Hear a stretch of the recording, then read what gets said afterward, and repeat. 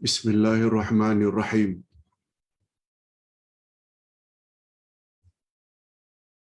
Alhamdulillah nahmaduhu wa nasta'inuhu wa nastaghfiruh. Wa na'udzu billahi min shururi anfusina wa min sayyiati a'malina. Man yahdihillahu fala mudilla lahu wa man yudlil fala hadiya lahu. Asyhadu an la ilaha illallah wahdahu la syarika lah. Wa asyhadu anna Muhammadan abduhu wa rasuluh la nabiyya ba'dah. Allahumma salli wa sallim ala nabiyyina Muhammad wa ala alihi wa sahbihi ajma'in amma ba'd.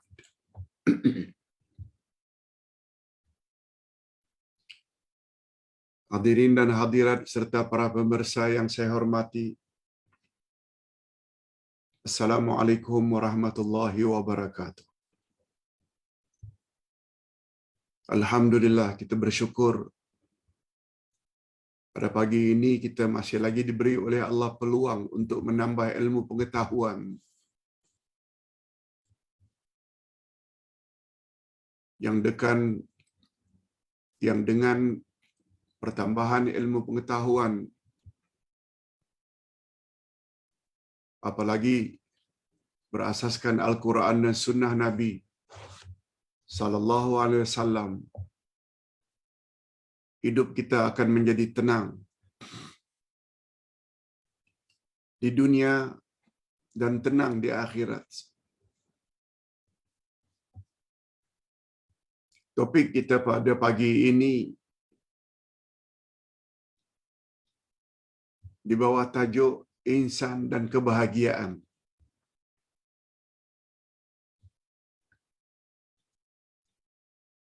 Hadirin dan hadirat serta para pemirsa yang saya hormati,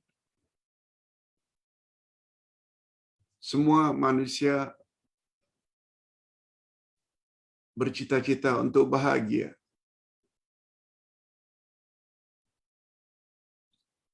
Kebahagiaan menjadi idaman setiap manusia yang normal. Sebaliknya, manusia tidak ada yang bercita-cita supaya hidup sengsara.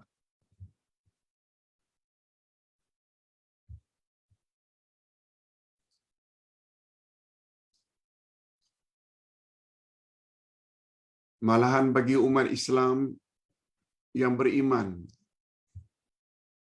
bahawa kehidupan ada dua. Kehidupan di dunia dan satu lagi kehidupan setelah bangkit dari kubur setelah kiamat yang dipanggil dengan kehidupan akhirat.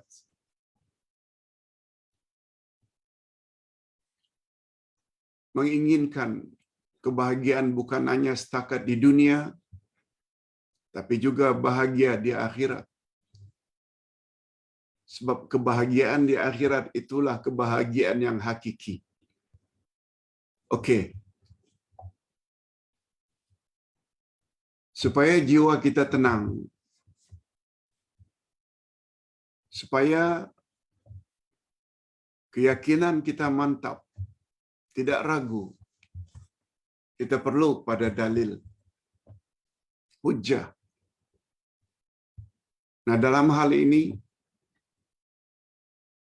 kita akan bawa 3 hadis Nabi sallallahu alaihi wasallam yang ketiga-tiganya adalah sahih.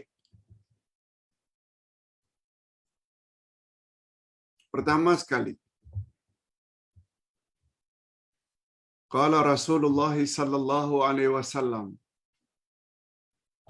inna Allaha la yanzuru ila suwarikum wa amwalikum walakin yanzuru ila qulubikum wa a'malikum. Ustaz terjemahkan dulu. Hadis sahih riwayat Imam Muslim. Rasulullah sallallahu alaihi wasallam bersabda, sesungguhnya Allah tidak melihat kepada rupamu. Allah juga tidak lihat pada duitmu, hartamu. Tetapi yang Allah lihat adalah hatimu dan amalan kamu.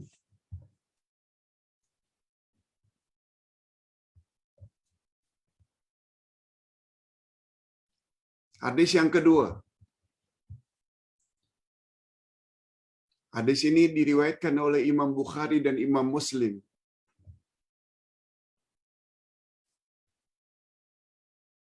Waqala Rasulullah sallallahu alaihi wasallam, "Laisa al-ghina an kasratil 'arab, walakinnal ghina ghinan nafs." Bukan yang dikatakan kaya orang yang punya harta melimpah ruah. Bukan. Kekayaan bukan terletak kepada banyaknya harta. Tapi kaya yang sebenar adalah kaya hati. Apa makna kaya hati? Nanti kita akan jelaskan.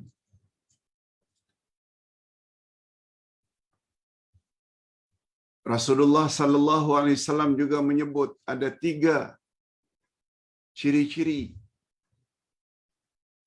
manusia mendapat kebahagiaan di dunia.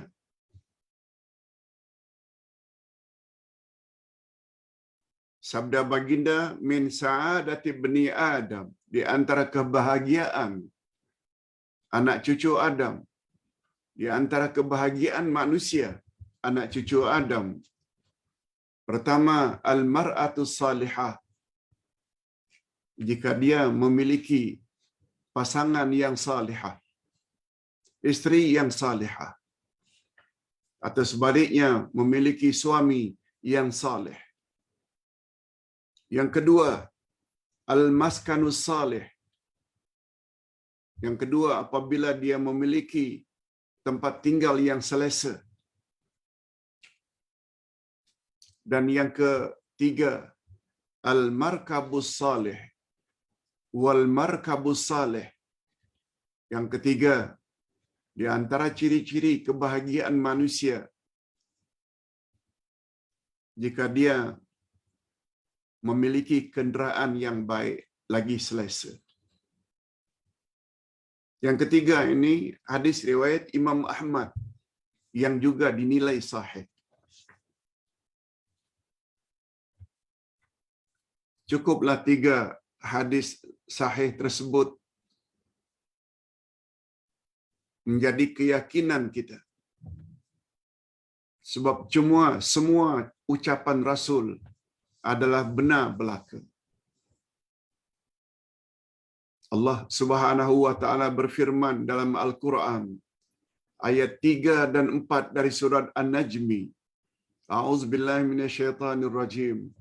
Wa ma yantiqu 'anil hawa in huwa illa wahyu yuha. Tidaklah ucapan Nabi itu berdasarkan hawa nafsu, tapi ucapan Nabi adalah wahyu.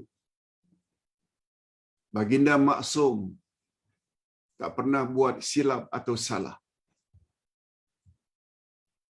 Hadirin dan hadirat rahimakumullah. Berdasarkan 3 hadis tadi, berikut ini kita akan buat sedikit pencerahan.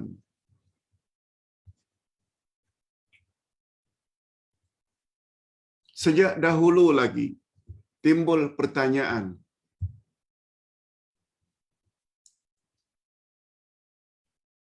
Ustaz awali dulu dengan syarah al-hadis atau mukaddimah.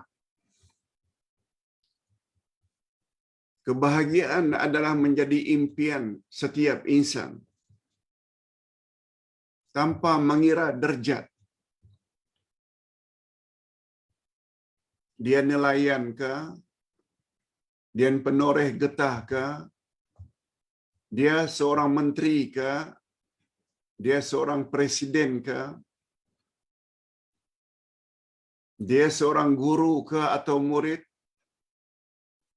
dia berstatus sebagai ayah, ibu ke atau anak-anak dan cucu cicit, semua insan mengharapkan kebahagiaan.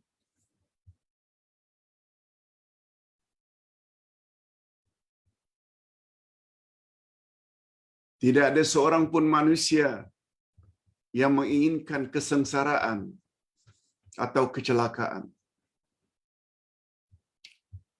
Cuma persoalannya, macam mana untuk mendapatkan kebahagiaan itu? Apalagi kebahagiaan di dua negeri, dunia dan akhirat. Macam mana cara untuk mendapatkan kebahagiaan itu? Bahagia dunia, bahagia akhirat. Nah, dalam hal ini terdapat dua kelompok yang keliru dalam memahami atau mendapat kebahagiaan. Golongan yang pertama terlalu menumpukan kebahagiaan itu di alam dunia sahaja. Asalkan dia boleh happy, asalkan dia boleh bahagia, dia langgar larangan-larangan Allah sesuka hati. Dia puaskan hawa nafsunya.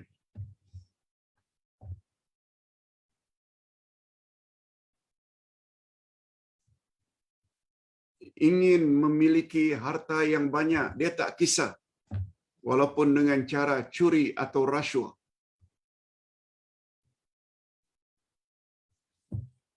Asalkan dapat memenuhi nafsu seksnya, dia tak kisah.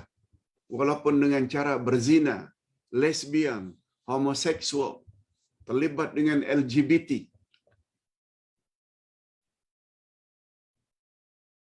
Ada kelompok-kelompok ini.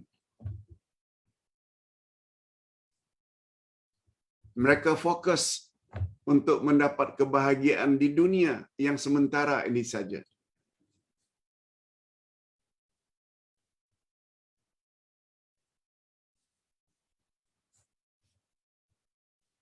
Hadirin dan hadirat rahimakumullah. Golongan yang kedua pula, mereka yang terlalu menumpukan kepada masalah dalaman, batin. Mereka tidak ambil berat terhadap masalah jasmani.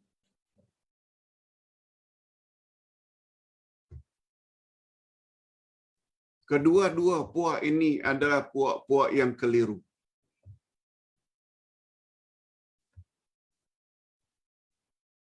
Oleh sebab itu, bagus juga kita buat pertanyaan. Di manakah letaknya kebahagiaan? Apakah ia terletak pada harta?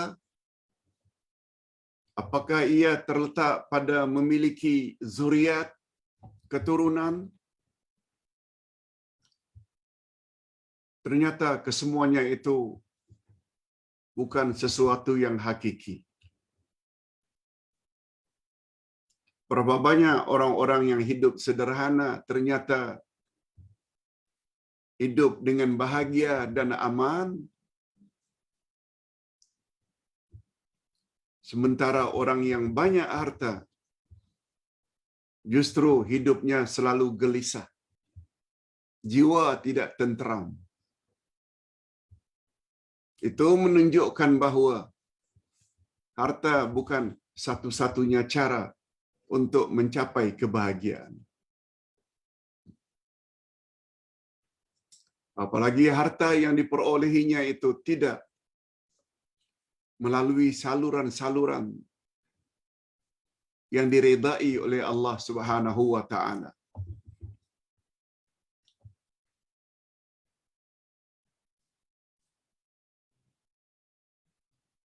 Apalagi Nabi Muhammad sallallahu alaihi wasallam bersabda dalam hadis yang kita bacakan tadi,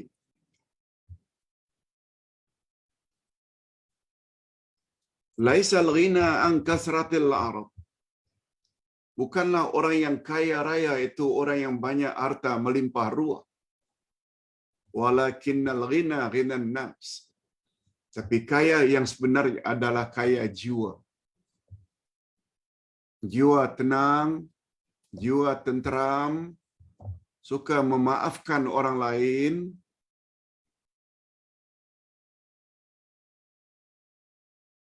tidak mau mengganggu kebahagiaan orang lain, tenang. Berapa banyak orang-orang kaya yang hidupnya gelisah? Apa sebab? Besar kemungkinan kekayaan yang dia miliki melalui cara-cara yang tidak diridai oleh Allah Azza wa Jalla.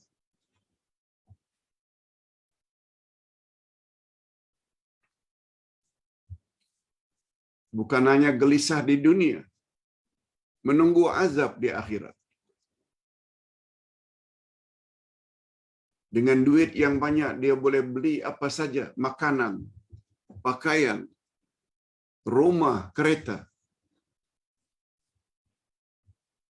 Tapi hasil income atau pendapatan yang tidak diridai oleh Allah. Coba dengar apa kata Nabi. Kullu lahmin nabata minal haram fannaru awla bihi. Setiap daging yang tumbuh dari hasil pemakanan yang haram, neraka tempatnya yang lebih utama. Neraka.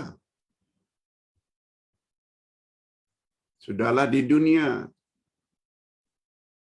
jiwa tidak tenang, di akhirat menunggu neraka.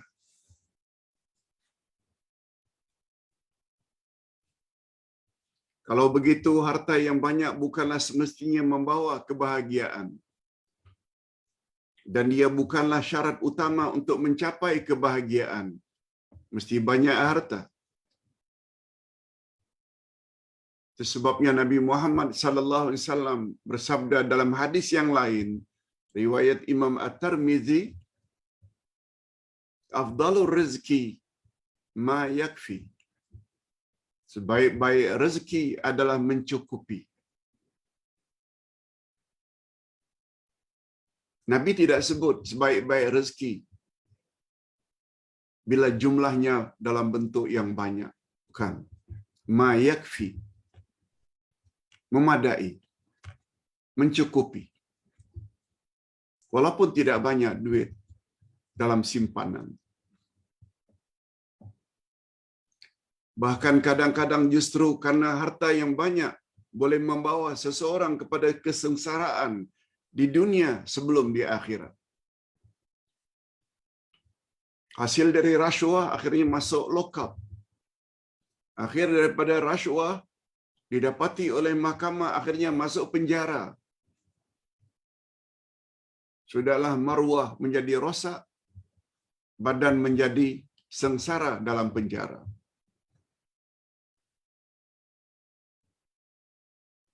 Menjadi ringkasnya, kekayaan bukan satu-satunya cara untuk mencapai kebahagiaan. Ini diperkuatkan lagi oleh firman Allah dalam surat At-Taubah ayat 55. Apa kata Allah? A'udzubillahi minasyaitonirrajim. Fala tu'jibuka amwalahum wala auladahum. Innama yuridullahu liyu'adzibahum biha fil hayatid dunya wa tazhaqa anfusuhum wa hum kafirun. Coba dengar baik-baik terjemahannya. Maka janganlah harta benda dan anak-anak mereka menarik hatimu. Maksudnya orang-orang kafir itu. Janganlah harta mereka yang banyak itu milik orang kafir. Janganlah kau lihat anak-anaknya yang comel-comel, cantik-cantik itu menarik hatimu. Jangan. Apa kata Allah? Allah beri mereka harta dan anak. Untuk apa kata Allah? Sesungguhnya Allah menghendaki dengan memberi harta dan anak itu untuk menyiksa mereka dalam kehidupan di dunia dan kelak akan melayang nyawa mereka sedangkan mereka dalam keadaan kafir. Kata ulama tafsir, ayat ini bukan khas untuk orang kafir. Tidak. Ayat ini sifatnya umum.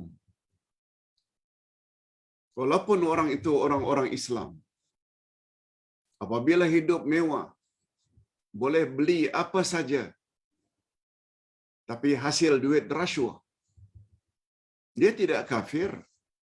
Dia bukan non-Muslim. Tapi pada diri Muslim dan Muslimah tersebut ada ciri-ciri orang kafir. Tidak selected dalam mengumpul harta. Hadirin dan hadirat rahimakumullah. Allah sebut harta yang mereka miliki itu dari cara yang tidak halal. Memiliki anak-anak tersebut itu di antara cara Allah ingin mengazab mereka di dunia lagi sebelum menunggu azab di akhirat. Na'udzubillahi min dzalik.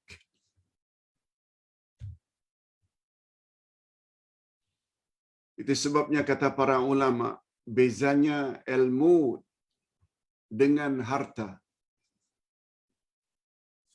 Apa bezanya, Pak Ustaz?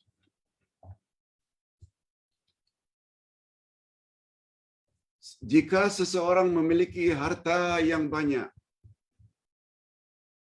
dia akan jadi hamba harta. Dia yang mesti jaga hartanya,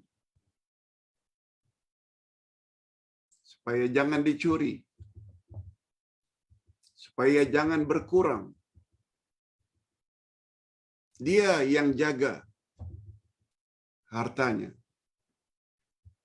Tapi beza dengan orang yang punya ilmu.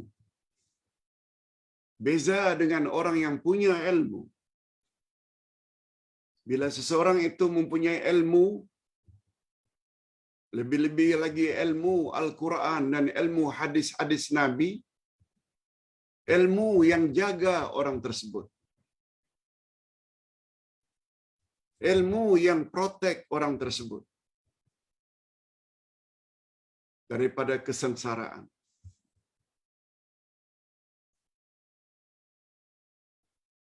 Kecuali orang-orang yang ada harta yang pandai menggunakan harta pada jalan yang Allah redai.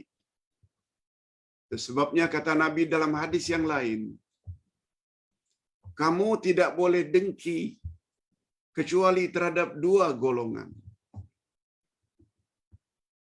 Dengki dengan makna ghibtah, jealous. Ada dua dengki yang terpuji dengan bahasa lain. Apa dia dua dengki atau jealous, iri hati yang terpuji? Pertama, iri hati kepada orang yang banyak harta, yang menggunakan hartanya pada jalan Allah. Dibinanya masjid, dibinanya rumah anak yatim, dibinanya markas tahfiz, dihajikan, diumrahkan saudara mara. Sebabnya Nabi bersabda, al-malu salih fi yadi rajuli salih. Harta yang baik itu hanya terletak di tangan orang-orang yang baik. Pandai dia menggunakannya. Itu satu, jealous yang dibolehkan. iri hati yang dibolehkan. Iri hati terhadap orang yang banyak harta, lalu digunakan hartanya pada jalan yang Allah redai. Satu. Yang kedua, jealous, iri hati terhadap orang yang banyak ilmu, lalu diamalkannya ilmu tersebut untuk dirinya dan dia sampaikan ilmu yang dia miliki kepada orang lain, disebar-sebarkannya. Nah, kalau ingin jealous, yang terpuji, ini dia. Jealous terhadap orang yang banyak harta, lalu digunakan harta pada jalan Allah. Yang kedua, jealous atau iri hati terhadap orang yang banyak ilmu, yang mengamalkan ilmunya dan disebarkannya kepada orang lain. La hasada illa fisnatain. Kata Nabi, tidak boleh dengki kecuali dalam dua perkara itu.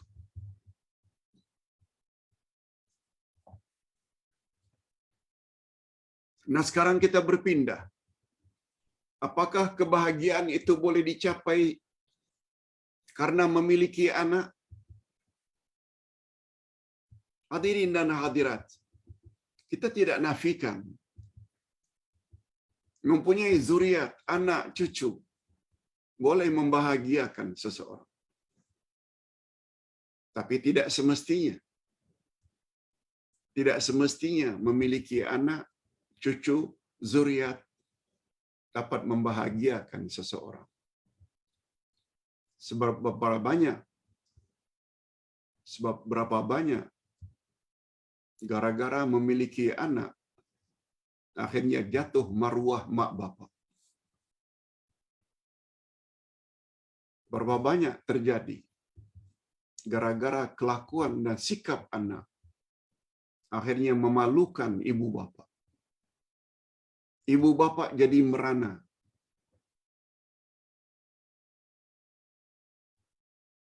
Maruah ibu bapak jadi jatuh gara-gara anak buat kelakuan yang tidak senonoh. Na'udzubillahi min dzalik. Jadi ringkasnya, sama ada memiliki harta, sama ada memiliki anak, itu semua tidak semestinya boleh mendatangkan kebahagiaan. Malah justru yang terjadi sebaliknya. Na'udzubillahi min dzalik. Nah, barulah pembahasan kita sekarang ini. Macam mana kalau begitu, Ustaz? Cara kita untuk mencari kebahagiaan? Ustaz ada sebut tadi pada permulaan secara ringkas. Ada dua golongan yang ingin mencari kebahagiaan. Tapi ternyata kedua-dua cara tersebut salah dalam pandangan Islam.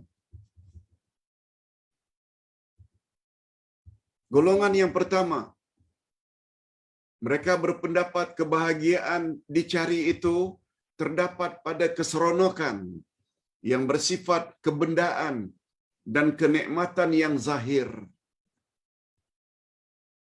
Dia jadi pemimpin anu dan itu dengan cara memfitnah orang lain, dengan tabur duit, dipanggil dengan politik uang.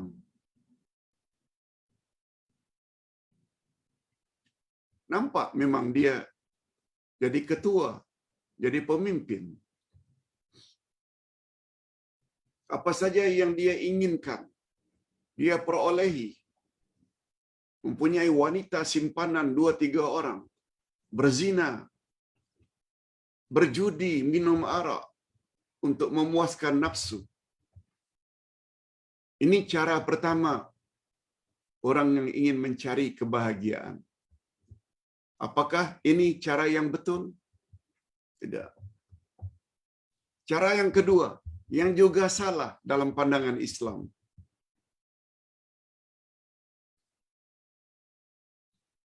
Golongan kedua pula berpendapat kebahagiaan justru dapat diperolehi dengan cara meninggalkan segala kelezatan duniawi dan keluar dari kongkongan fitrah.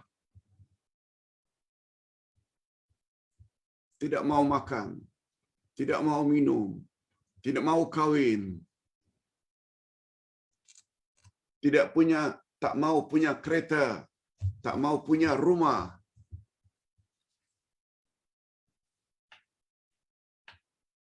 Senantiasa berpakaian lusuh.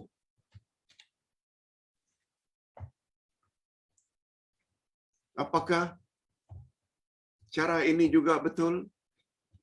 Coba dengar. Kedua-dua pandangan di atas adalah salah. Karena ia tidak sesuai dengan matlamat manusia diciptakan oleh Allah sebagai khalifahnya di atas muka bumi. Ingat selalu, matlamat manusia dicipta oleh Allah adalah sebagai khalifah Allah di atas muka bumi. Khalifah dengan makna pengganti. Sebabnya Abu Bakar khalifah pertama Rasulullah. Karena status beliau mengganti Rasul setelah baginda wafat. Umar bin Al-Khattab khalifah yang kedua setelah meninggalnya Abu Bakar. Demikian seterusnya. Khalifah maknanya pengganti. Allah Subhanahu wa taala berfirman pada ayat 30 surat Al-Baqarah. Wa idz qala rabbuka lil malaikati inni ja'ilun fil ardi khalifah. Ingatlah ketika Allah berfirman kepada para malaikat, aku akan mencipta khalifahku di atas muka bumi, yaitu Adam. Bumi ini mesti dibangun. Bumi ini mesti ditadbir.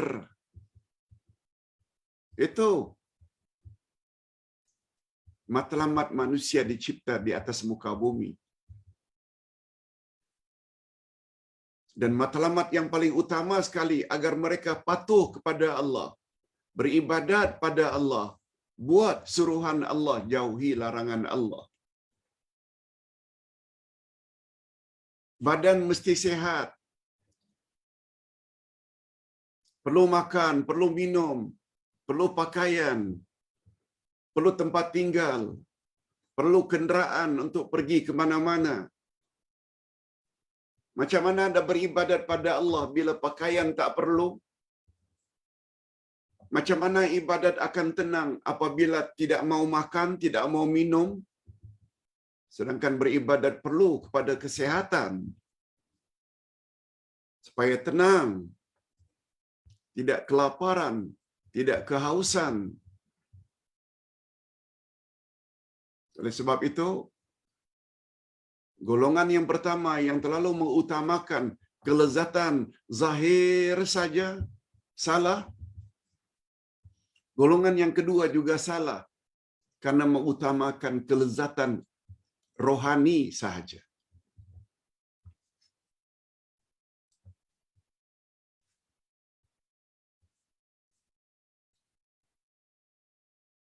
Jadi golongan yang pertama yang mengutamakan kelezatan makan minum sesuka hati, memuaskan nafsu sesuka hati, disebut oleh Allah bahwa itu adalah ciri-ciri orang kafir yang tempat mereka neraka. Allah sebut dalam surat Muhammad ayat 12. Walladzina kafaru yatamatta'una wa ya'kuluna kama ta'kulul an'am wan naru maswan lahum. Orang-orang kafir, mereka berseronok-seronok, enjoy, makan minum, tak ubahnya bagaikan binatang berseronok-seronok dan makan minum. Tempat mereka kelak disediakan neraka pada hari akhirat nanti. Begitu juga golongan yang kedua, yang menjauhkan diri daripada kehidupan dunia. Mereka melihat dunia dengan pandangan yang serba negatif. Semuanya tak boleh, semuanya tak boleh. No. Allah Subhanahu wa taala tegur sifat orang-orang tersebut dalam firman-Nya Al-Maidah 87. Ya ayyuhalladzina amanu la tuharrimu thayyibati ma ahallallahu lakum wa la ta'tadu innallaha la yuhibbul mu'tadin. Orang-orang yang beriman, jangan kamu haramkan benda-benda yang baik yang telah Allah halalkan untuk kamu. Jangan kamu melampaui batas, sebab Allah tak suka kepada orang yang melampau. Nah, kalau begitu Pak Ustaz, kalau yang pertama tadi, yang mengutamakan kelezatan jasmani, salah. Yang mengutamakan kelezatan rohani saja juga salah. Macam mana pandangan Islam, Pak Ustaz? Ini dia. Kalau Islam memandang kedua-dua golongan di atas adalah keliru dalam mereka memahami makna kebahagiaan, maka Islam memandang manusia sebagai khalifah Allah di atas muka bumi, bertanggungjawab melaksanakan tugas kekhalifahan tersebut. Insan terdiri dari roh dan jasad. Insan dinamakan insan selagi ada roh, nyawa, rohani, batin, juga jasad, yaitu badan, physical. Jasad adalah alat bagi roh untuk melaksanakan semua kewajiban tersebut. Matlamat manusia dicipta oleh Allah adalah untuk beribadat pada Allah. Ibadat perlu dilakukan oleh anggota. Qiyam, ruku, i'tidal, sujud. Pada masa yang sama, salat juga perlu kepada khusyuk, pada niat. Itu urusan rohani. Dua-dua mesti dilakukan serentak. Allah Subhanahu wa taala menyebut pada ayat 2 dari surat Al-Mulk, Allazi khalaqal mauta wal hayata liyabluwakum ayyukum ahsanu amala.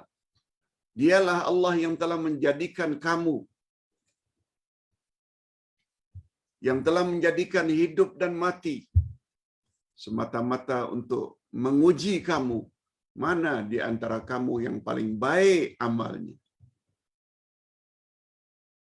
Mana yang paling baik? Dia beribadat pada Allah dalam keadaan badannya sehat, setelah dia makan, setelah dia minum. Itu sebabnya kata Nabi, apabila masuk waktu salat, sedangkan makanan sudah terhidang, makan terlebih dahulu, baru salat. Sebab apabila makanan sudah terhidang, lalu kita salat, teringat makanan yang kita belum makan. Nabi tak mau salat kita menjadi salat yang tidak khusyuk. Sampai begitu maknanya Nabi Muhammad sallallahu alaihi wasallam memandang sebagaimana rohanimu mesti baik, jasmani pun juga perlu baik. Sebagaimana jasmanimu sehat, rohanimu juga perlu sehat. Hadirin dan hadirat rahimakumullah.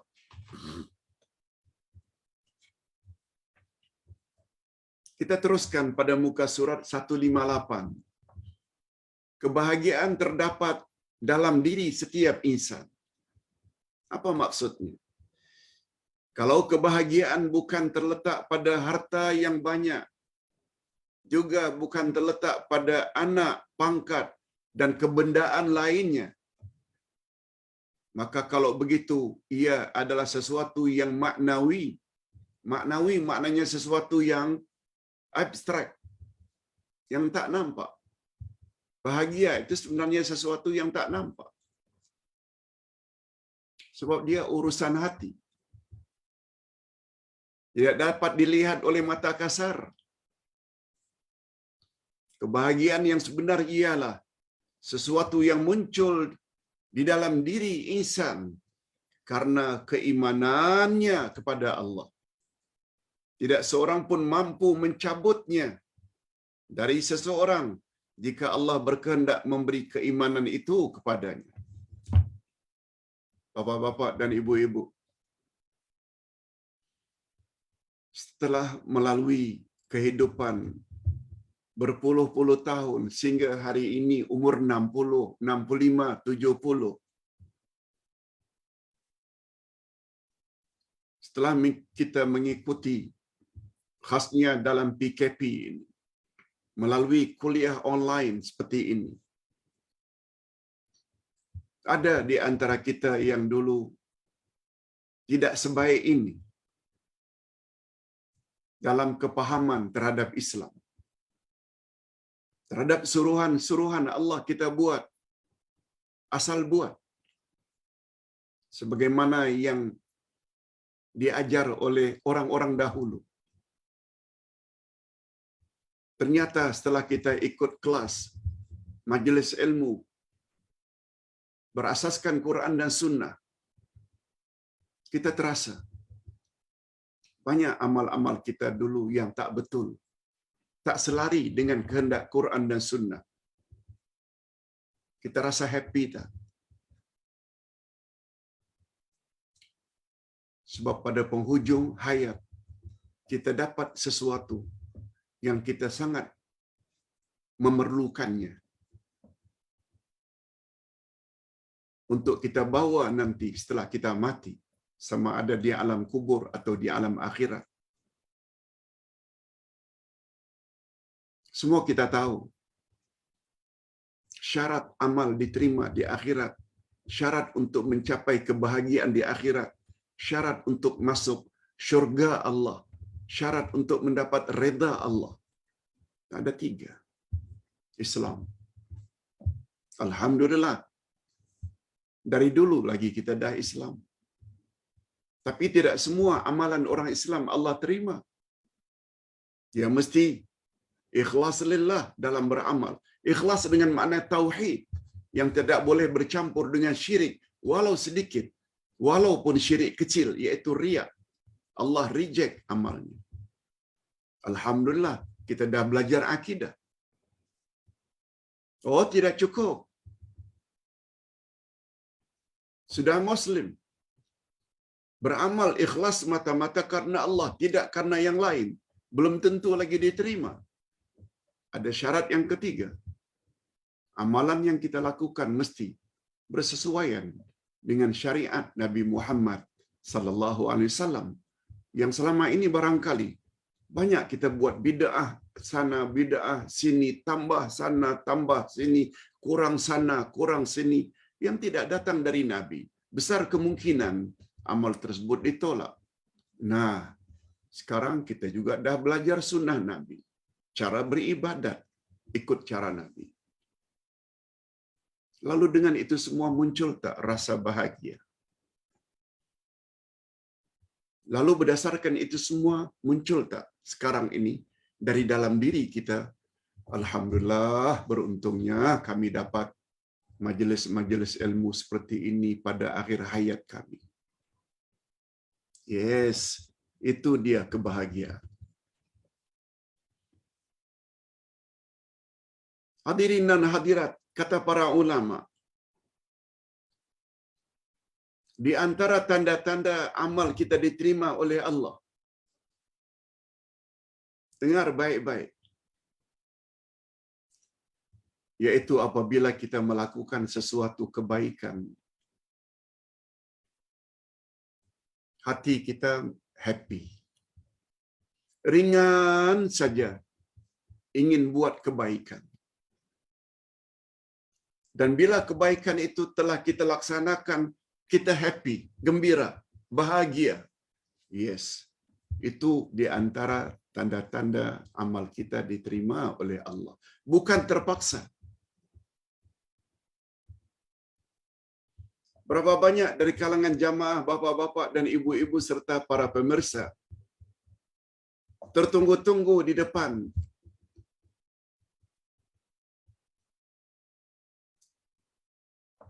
laptop, di depan televisyen, nak dengar, tertunggu-tunggu dan dengar dengan khusyuk, fokus, gembira.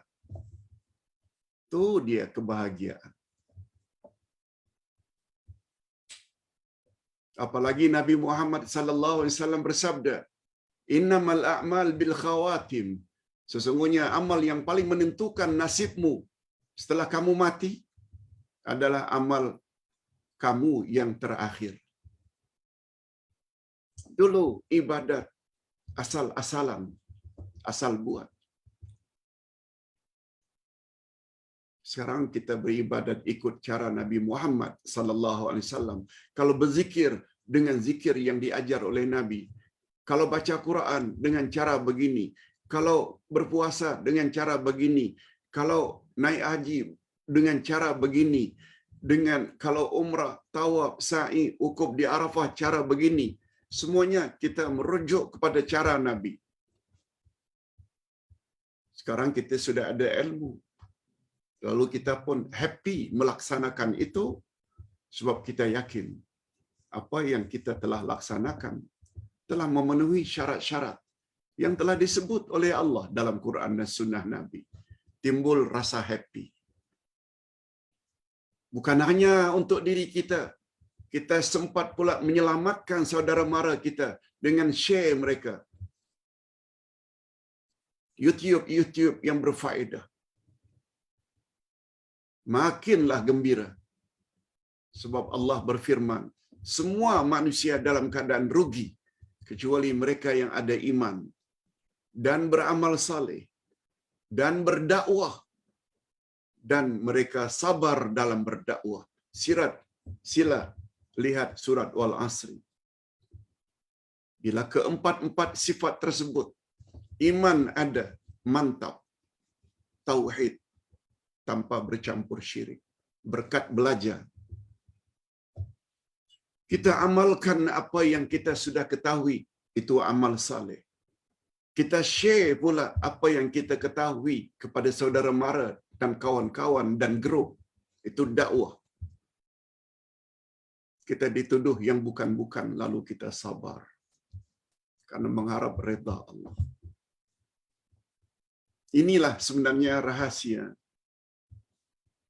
mengapa ada pendakwah-pendakwah yang tidak lekas give up, tidak lekas serik, walau dituduh dengan bermacam-macam tuduhan, sebab dia yakin apa yang dia miliki itu menjadi penyebab untuk mendapat reda Allah, bukan reda manusia. Manusia boleh menilai macam-macam penilaian, tapi yang kita harap adalah reda Allah Azza wa Jalla. Malah dalam Islam untuk membuktikan bahawa Islam memandang bukan saja kebahagiaan akhirat, malah kebahagiaan dunia juga perlu kita perolehi. Itu sebabnya kata Nabi, di antara kebahagiaan manusia di muka bumi mempunyai pasangan yang saleh. Kalau dia seorang wanita punya suami yang saleh. Kalau dia seorang laki-laki mempunyai isteri yang salihah. Satu, ini masalah dunia. Tempat tinggal yang selesa. Walaupun bukan rumah yang mahal, tapi selesa. Yang ketiga, kenderaan yang selesa.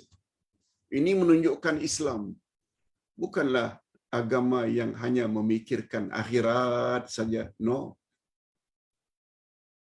Itu sebabnya Allah berfirman di dalam surat Al-Qasas,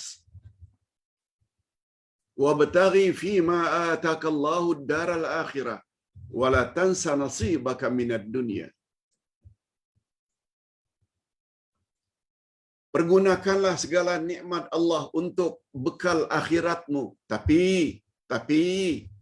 jangan sampai lupa bahagianmu di dunia ini.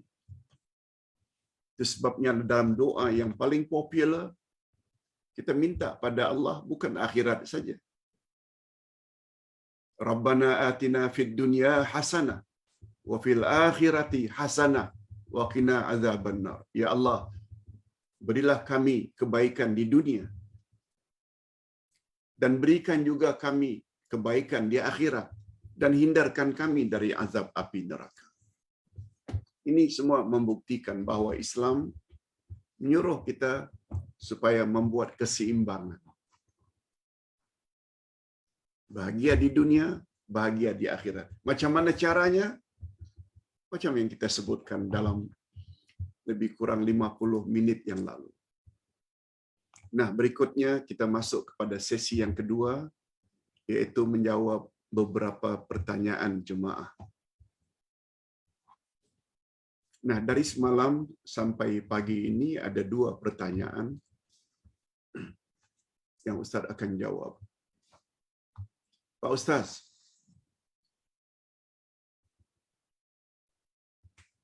baru-baru ini Ustaz ada kirim post satu video dari seorang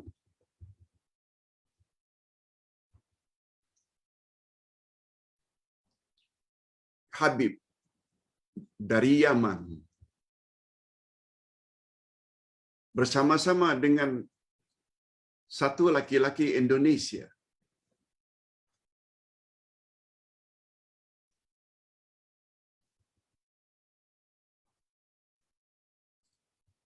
Apa cerita yang ada di dalamnya, Pak Ustaz?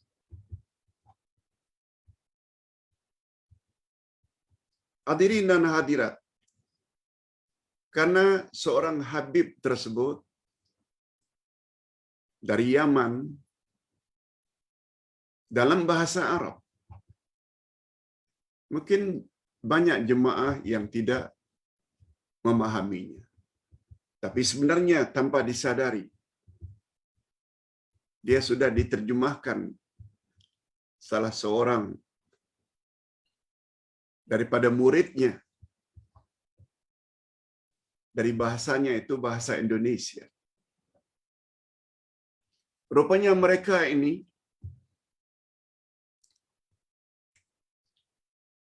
berada di atas kubur Nabi Hud.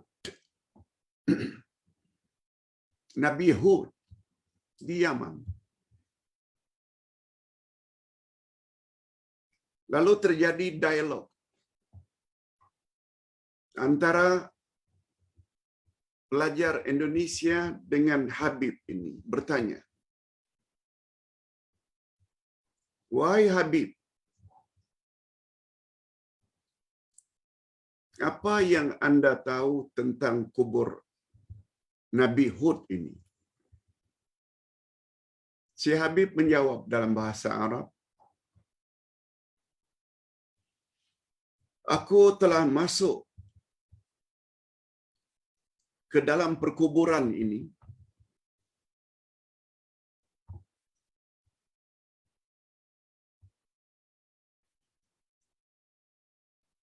lalu aku dapati Nabi Hud sedang duduk. Fahuwa jalis. Dia sedang duduk.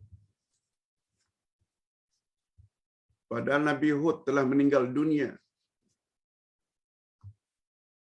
ribuan tahun yang lalu.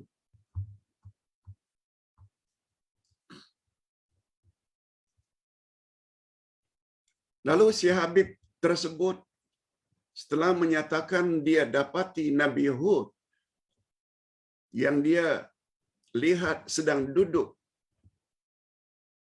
di dalam kuburnya, bertanya,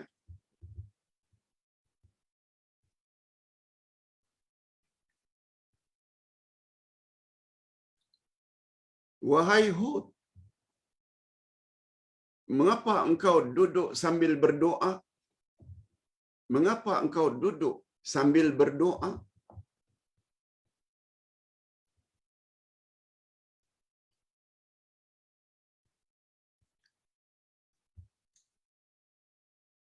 Lalu pelajar Indonesia bertanya, lalu apa jawaban Nabi Hud setelah Tuan Habib tanya kepada Nabi Hud, mengapa duduk sambil berdoa?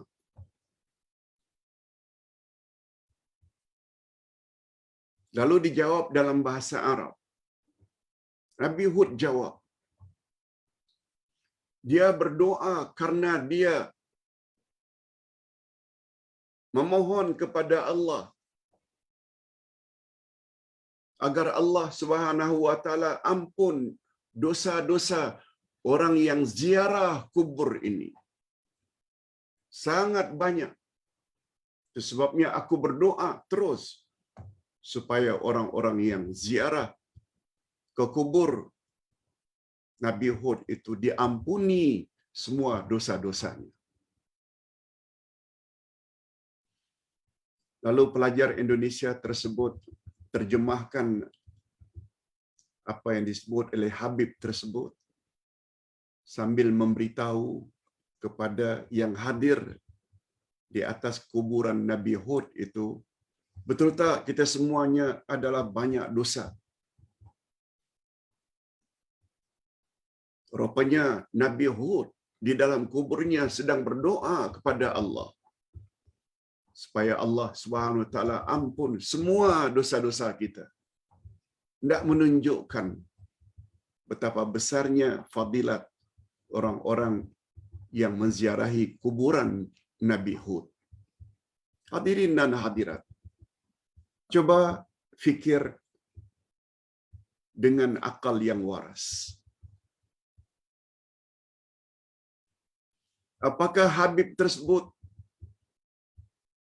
dapat mukjizat daripada Allah Subhanahu wa taala sebagaimana mukjizat yang pernah Allah berikan kepada Nabi Isa?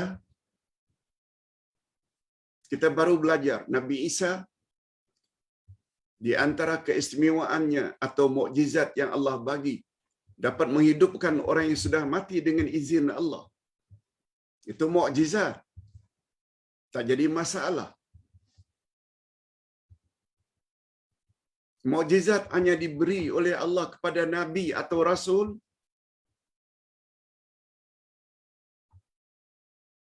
Malah jenazah yang dihidupkan oleh Nabi Isa dengan izin Allah, bukan sembarang manusia. Beliau adalah Sam, anak Nabi Nuh yang umurnya jauh beribu-ribu tahun sebelum kelahiran Nabi Isa. Itu bab lain, itu bab mukjizat. Bolehkah seorang Habib mendakwa dia boleh menghidupkan orang yang sudah mati?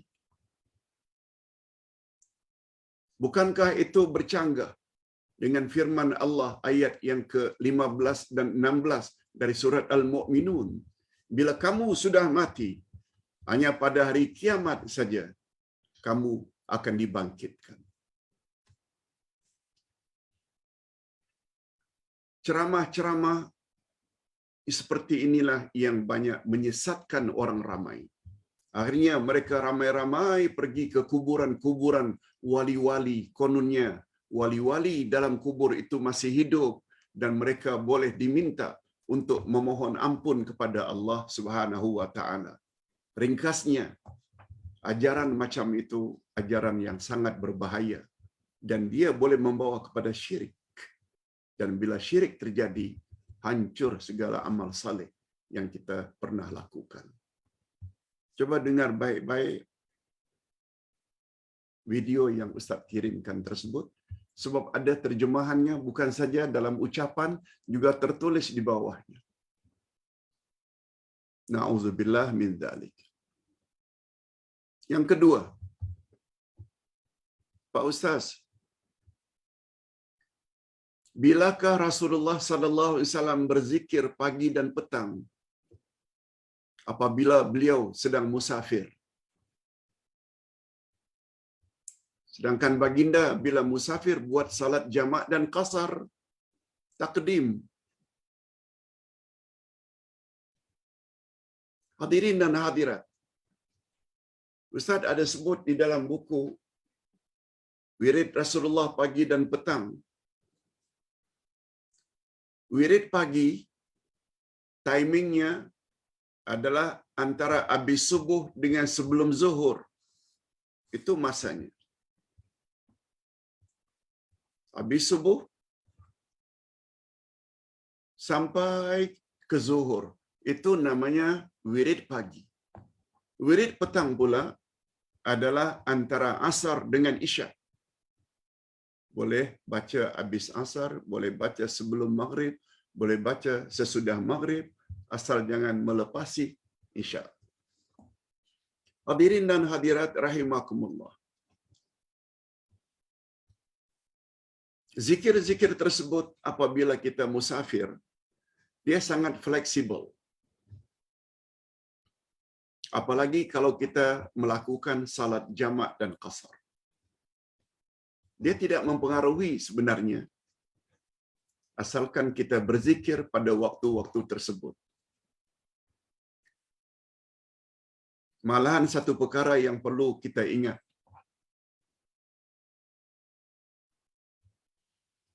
Nabi Muhammad sallallahu alaihi wasallam pernah bersabda, "Inna ahabbal a'mali indallahi adwamuhu wa in qalla."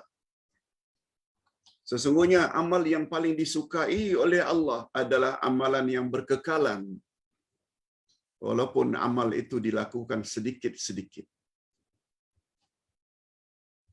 Tahajud, walaupun 2 rakaat atau 4 rakaat, 2 kali salam, tapi buat setiap malam, itu lebih baik daripada buat 40 rakaat, 20 kali salam,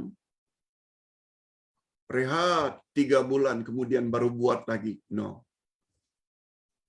Buat salat sunat witir, walaupun hanya 1 rakaat, dibuat setiap malam, itu adalah lebih baik dari buat dalam jumlah yang banyak, 7, 9, 11. Tapi sekali buat, 3 bulan kemudian baru buat lagi witir. No. Itu sebabnya mengapa dalam Islam istiqamah adalah sangat istimewa ganjarannya. Itu sebabnya Nabi Muhammad sallallahu alaihi wasallam sebenarnya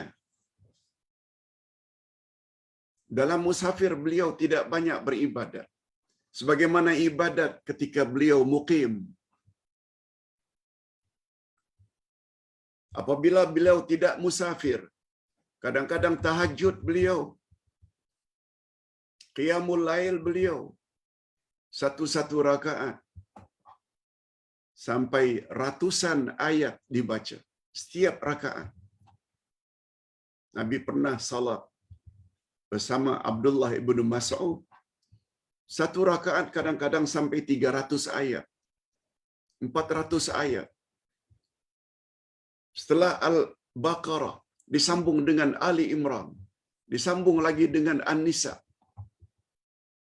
Itu ketika baginda mukim. Tapi musafir, tidak. Diriwayatkan bahwa Nabi Muhammad sallallahu alaihi wasallam tidak buat salat sunat rawatib ketika musafir, kecuali qabliyah subuh sahaja.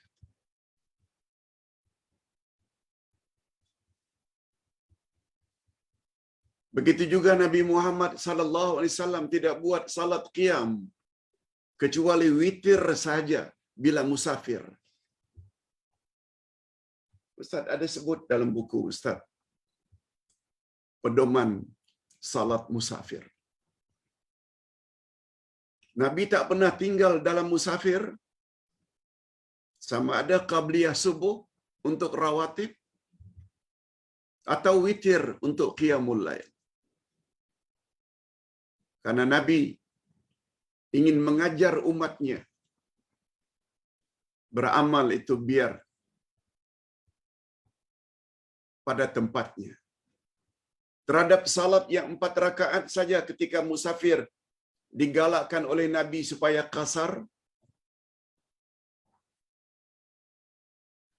Terhadap zuhur asar justru Nabi galakkan jamakkan, sama ada takdim atau takhir. Padahal itu adalah wajib. Lebih-lebih lagi terhadap perkara-perkara sunat.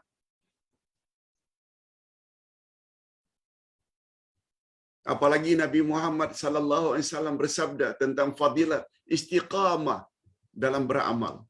Apa kata Nabi? Seseorang yang semasa mukimnya, tidak musafir, buat sesuatu amalan secara konsisten, istiqamah. Lalu karena dia musafir atau sakit, dia tidak dapat melaksanakan amalan tersebut. Karena apa?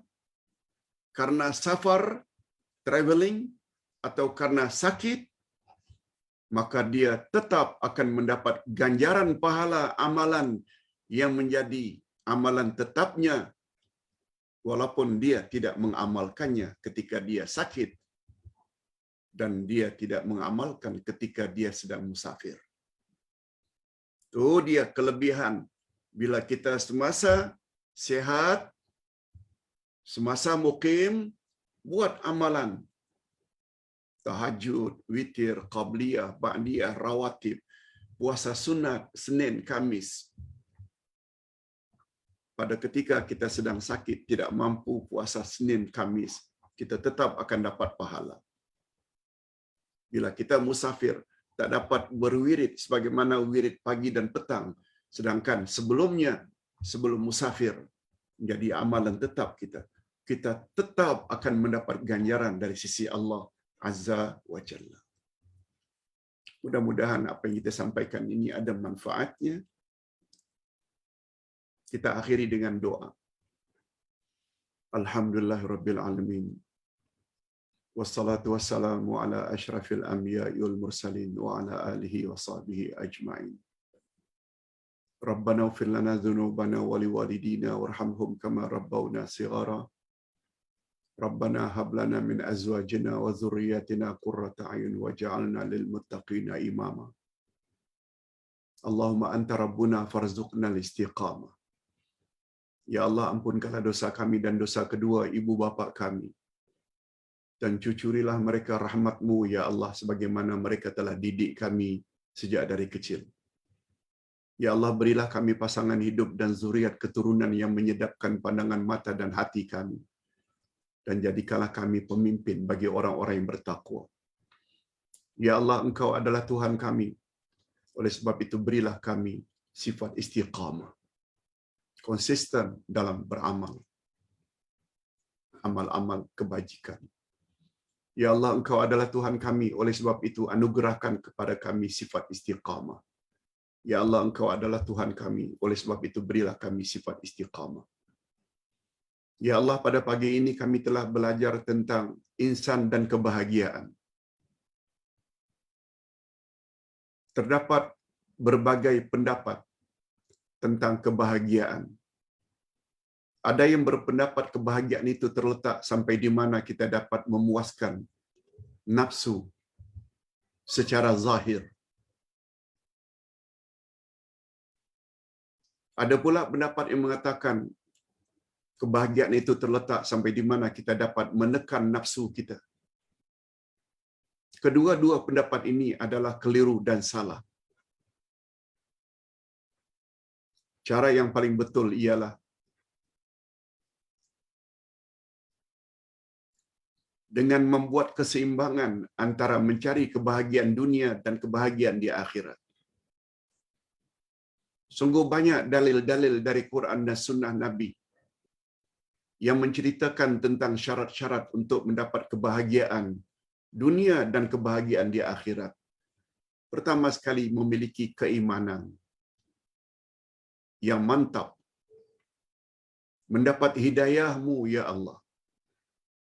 Menambah ilmu pengetahuan berasaskan Quran dan Sunnah. Sehingga kami kembali kepadamu dalam keadaan yang sempurna.